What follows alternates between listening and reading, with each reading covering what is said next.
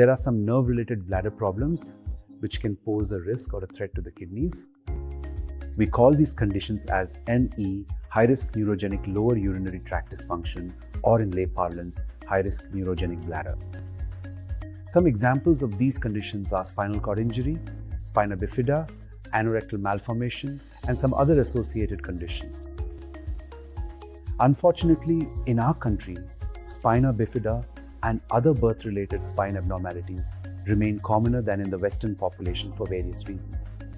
We don't have folate supplementation. We don't have universal screening of these pregnancies for neurological conditions, and hence there's a higher prevalence of spina bifida in the Indian population. If these children are not evaluated and treated in time, then they can damage their kidneys, and this is a double disaster. A child born with a spine abnormality, which might impact their lower limbs, might put them into a wheelchair, now has a preventable problem which should never have happened in the first place, where the kidneys are affected.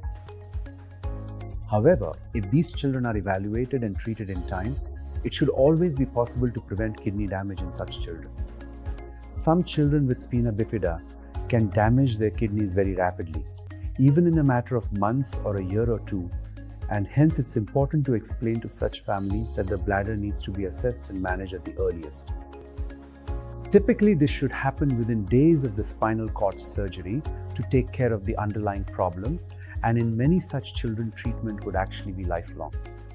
But as long as they're managed correctly, it should be possible to rehabilitate them, and they can be good functioning members of our society with long-term health of the kidneys and the urinary tract. Such management can ensure that they don't leak urine, they don't leak feces, that they have good personal hygiene, and that it should be possible for them to attend school and interact with their peer group, all of which becomes a challenge if they have problems related to urine or bowel control. With good management, most such children can have a normal lifespan and a good quality of life.